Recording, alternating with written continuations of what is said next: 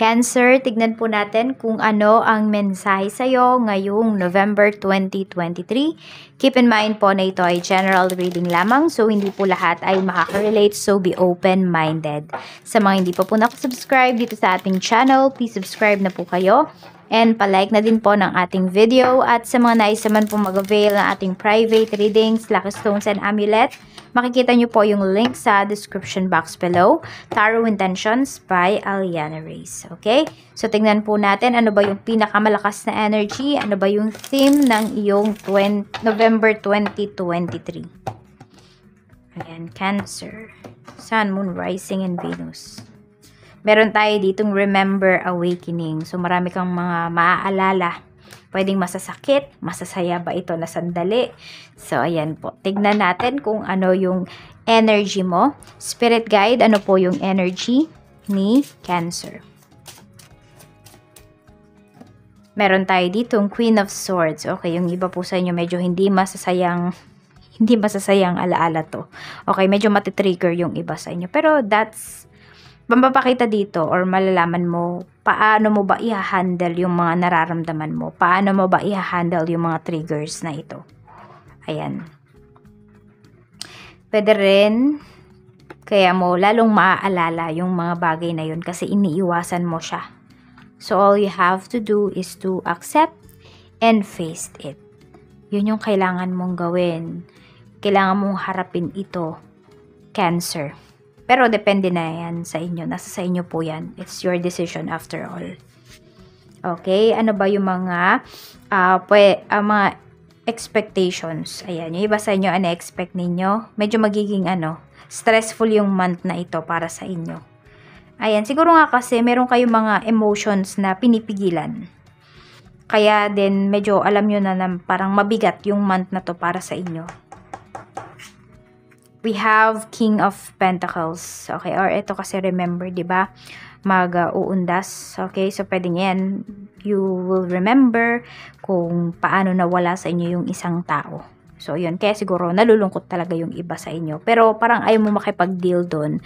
So, yung iba, hindi pa po kayo totally healed. Nasanay na lang kayo na wala yung isang tao. Pero nalulungkot pa rin kayo at hindi kayo healed kasi di nyo hinaharap yung katotohanan. Pwede kasi alam mo yung iba sa inyo iniisip nyo, nasa malayo lang siya, nagtatrabaho lang siya, nandun lang siya sa probinsya namin, ganun. So, hindi nyo ina-accept yung reality. Kaya nahihirapan po yung iba sa inyo. King of Pentacles. Ito naman yung mga pwede ninyong ma-accomplish ngayong ngayong buwan. Ngayong November. Ayan po. So, medyo madami-dami ito. Ayan po. So, magtutuon kayo ng attention sa inyong finances or ano pa ba yung mga pwede ninyong gawin sa inyong pera. Sabihin natin, maliit or malaki man po yung pera ninyo. Pero may magagawa po kayo dyan. Ayan. Kailangan lang maging madiskarte kayo, Cancer. Ayan. Actually, yung iba sa inyo, proud kayo sa inyong sarili. So, pwedeng merong dito salary increase or makukuha nyo na ba yung inyong maaga bang ibibigay sa inyo yung, tawag doon? 13th month pay ninyo, ganyan. So, ayan po.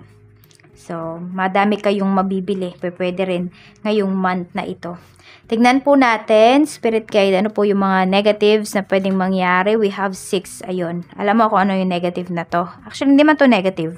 Positive to in a way din naman or somehow. Kaya lang kasi, diba, may marireceive kang money. Dito kasi siya dumikit. Okay, tapos ikaw to, ang dami na namang hihingi sa'yo, ang daming aasa. Akala ay milyon yung nakuha mo. Baka nga yung iba sa inyo. Pero ito kasi, 6 of Pentacles. Mag-ingat ka kasi Cancer, yung ibang mga tao na nanghihingi sa'yo is pwedeng di naman talaga nila kailangan ng tulong. Nasanay na lang sila na nanghihingi sila sa'yo. Yan, kaya mag-ingat ka or ingatan mo yung pera mo. Okay? Hindi porket naka-receive ka ng ganitong amount of money, is palabas na yan ng palabas lahat. So, tignan mo rin po kung tama ba yung pagkakagastusan mo ng iyong kaperahan. Yan, kasi baka may mga umaabuso na talaga sa'yo dito. Tignan po natin ano naman yung positive energy. We have 7. Ayun, tama nga. So, yung negative na to, darating lang to. Pag ito yung pinagdesisyonan mo, ito talaga yung papanindigan mo. Pero ito dapat yung panindigan mo. Okay, unahin mo yung sarili mo. This is the positive things. Ito yung maitutulong mo sa sarili mo. Ayan po. Na mag-ingat, na umiwas sa mga tukso or umiwas sa mga tao na kailangan ka lang kapag mayroon silang kailangan sa'yo. Hindi ba? Tignan po natin ano yung mga blessings na pwede mong ma-receive. Spirit guide, ano po ba yung blessings na pwedeng ma-receive ni Cancer? Ano naman po yung blessings na pwedeng ma-receive ni Cancer? So, katayin ng 3. We have departed loved ones. Ito nga yung iniisip mo. Ayan. So, ito yung pwedeng nagpapatrigger sa emotions mo. Okay? So, sabi sa'yo dito, you are loved more than you'll ever know. So, yung iba sa inyo, pwedeng may mga regrets kayo dun sa mga tao na nawala sa life ninyo. Pwedeng hindi nyo kasi nakausap or wala kayo sa tabi nung namaalam. So, ganyan. Yan yung iniisip ninyo. Basta pwedeng may regrets kayo, kaya ganyan po yung nararamdaman ninyo. Pero sinasabi po sa inyo dito na ayan, lagi kayong ginaguide ng mga taong mahal po ninyo sa buhay na nawala na. We have ocean. So, kailangan yung i-release yung emotions ninyo. Huwag nyo po yung itago. Okay? Aminin nyo sa sarili ninyo, bakit ba ninyo yan nararamdaman? Okay? Bakit ba nalulungkot ka, ganito, ganyan? Or bakit hindi mo ma-accept yung bagay na yon? Tama. Ayan, bakit hindi mo ma-accept? Kailangan mo maging honest sa sarili mo. Kasi mukhang ito yung nagpapahirap po sa inyo. We have box. Ayan, mukhang may marireceive kayo na package ngayong month na ito, or kung kayo ay may business, baka box yung ano po sa inyo, yung order sa inyo, ganyang karami. So, tignan natin, ano pa yung mensahe pagdating naman sa health. Okay, pagdating sa health, spirit guide, we have Knight of Wands. So, ito, nakikita ko naman, okay naman po yung health ninyo. Siguro may pasulpot lang talaga ng mga simptomas. Ayan. So, more on, ano lang to, nakita ko viral infection, ubo, sipon, trangkaso, yan po. Yan yung pwede ninyong makuha. And also, yan, ingat lang din kayo sa paglalakad, or kasi yung iba sa inyo parang lagi kayo nagmamadali ngayong month na ito. So, sa paa yan, o yung paa ninyo, ingatan ninyo, baka mabote, bubog pala, tamtax, ganyan. So, ingatan nyo din ha, baka mamaya sira na yung inyong shoes, yung inyong sandals, yung inyong chinelas, pero sinusuot nyo pa rin. So, alam nyo yun, diba? Baka kung ano yung matapakan po ninyo. Meron tayo ditong the High Priestess, pagdating naman sa iyong family. Ayan po. So, dito pagdating sa family mo, lahat kaibigan mo, Cancer, lahat kinakausap mo. Ayan. Pero hindi naman kasi lahat ay, totoo sa'yo. Pagdating sa family mo, ayan. So, tignan mo, ayan o, tignan mo. Kanino tumapat? Dito sa 6 of Pentacles, diba? So, pwedeng madaming family members ang gustong makihati sa perang mayroon ka. Or nakita nila yan as opportunity para mahingian ka. So, tignan mo kung sino ba yung nangangailangan ng tulong. At kung kaya mo naman talagang bigyan mo. Pero kung nakikita mo naman na yung tao na yun ay kaya naman talaga niyang magtrabaho, okay, pero umaasa na sa'yo, ay maging matalino ka po dito. Kasi pwedeng, ito yung iba sa inyo ha, sorry for the word, pero pwedeng nauuto na kayo dito ng mga tao sa paligid ninyo, lalo na pagdating sa finances ninyo. Kaya huwag kayong maging masyadong mabait. Huwag niyong ipakita sa kanila na mabait kayo. Kasi baka minsan kaya lang kayo nagugustuhan dahil mabait po kayo. So, tignan natin. Pagdating naman sa family na to, no? Pagdating ito sa mga friends mo. Ayan. So, may mga friends ka dito na makikita mo talaga na parang kahit may oras sila, hindi ka nila kayang i-prioritize. Ayan. Kunwari may problema ka, Cancer.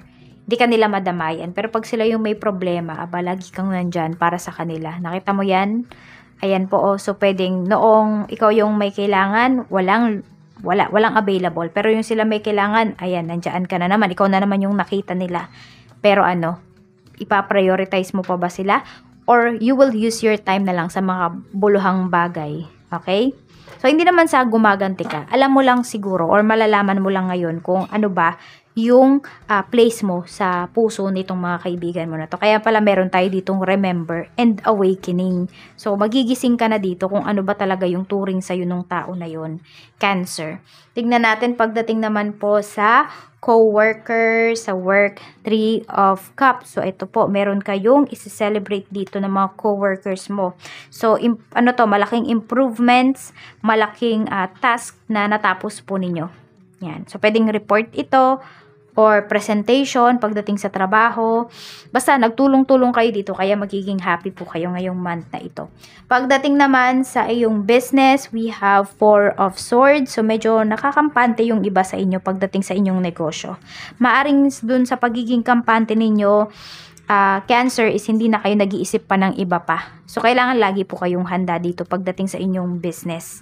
At kailangan yan, direct daw kayong makipag-usap kung meron kayong business. So, meron kayong iniisip dito. Pwedeng may mga kliyente kayo na para bang ngayon yung nakausap, tapos tomorrow pa or the next week pa magko-confirm, ganyan. So, alam mo yun, parang naiisip mo sila, nai-stress ka. Okay? So, ganito na lang, pag nagpa-reserve, bayad ka agad. Okay? Wag na yung next ganyan. Kasi nag-iintay kayo dito, maaring meron kayong mga isasantabi ng mga orders or ng mga schedule para dito sa schedule na to. So, mahirap yun kasi nasasayang yung oras mo. So, parang ganito na lang, first come, first serve yung gawin mo. Cancer, para di ka mahirapan. Yun yung ilagay mo, okay? So, hanggat wala silang binayad, down payment, hindi mo i-reserve yung oras na yun, yung time na yun para sa kanila. Tignan, kasi abala, yun po, madaming mang-aabala sa'yo dito. Tignan natin pagdating naman sa finances, we have 8 of Wands. So, ayan, mabilis yung pera mo ngayon, Cancer, ngayong month na ito. Kaya lang, ano ba tong mabilis na to? Mabilis dumating or mabilis maubos? So, nasa sa inyo po yan. Kayo po yung magde-decide niyan. Tignan natin, pero ang sinasabi dito, mabilis po, ayan yung mga transactions ninyo, yung dating ng pera sa inyo. Tignan po natin, ano pa, spirit guide. So, pwede rin na may mapaayos kayo pagdating sa bahay. Ayan. Pagdating naman po sa love life, we have Knight of Pentacles. Ayan. Pagdating naman dito sa love life mo, maganda naman po yung energy. Actually, very positive yung energy natin. Ayan. Nagtutuon talaga kayo ng pansin ng person mo, ng karelasyon mo, ng asawa mo, sa inyong sarili, sa inyong mga anak, sa inyong relasyon. Yan. Page of Cups. Diba? Nagkakaintindihan kayo ngayon dito. Kahit sabihin natin minsan magkasalungat po kayo ng mga decision sa life. Pero, or ng mga action pala sa life. Pero yung kinapupuntahan nyo talaga, or yung sabihin natin, yung parehas ninyong hinahangad ng person mo is yung mapabuti yung relasyon ninyo or mapabuti yung inyong pamilya. So, dun lagi siya tumatama. Dun pa rin siya nagfo-fall. Magkaiba lang kayo ng, sabihin natin, ng ways, no? Kunwari, sa pag-unlad, magkaiba lang kayo ng ways para mas maging maayos yung inyong family. Pero, parehas yung gustong maging maayos. Ayan. So, magmamature kayo dito. Ngayong month na ito. Mas magkakaintindihan po kayo. Ayan o. Maaalala ninyo bakit ba kayo pumasok dito sa relationship na ito. Ano ba yung goal ninyo? So, ayan lang po, Cancer. Maraming salamat. Mag-iingat po kayo always. More blessings to come at magkita-kita po tayo araw-araw para sa mga susunod pa nating mga videos. Bye-bye!